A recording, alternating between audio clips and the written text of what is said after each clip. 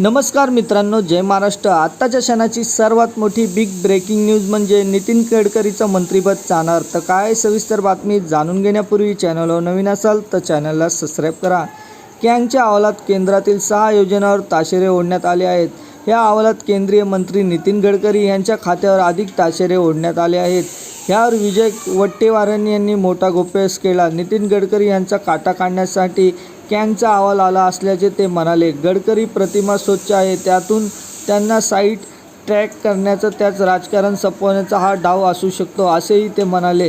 तर नितीन गडकरी हे पंतप्रधानांच्या दावेदारासाठी महाराष्ट्रातील मराठी माणूस, परंतु भाजपला हे सर्व, त्यामुळे नितीन गडकरी यांना केंद्रीय मंत्रिमंडळ पदातून बाहेर करण्याचा प्रयत्न आहे असे विजय वट्टेवार यांनी म्हटले आहे। त्यामुळे राज्याच्या राजकारणात मोठी खळबळ उडाली आहे।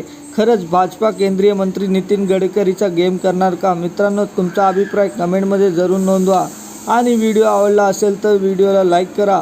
असेच व्हिडिओ पाहण्यासाठी आपल्या चॅनलला लाईक करा, सबस्क्राईब करा। धन्यवाद।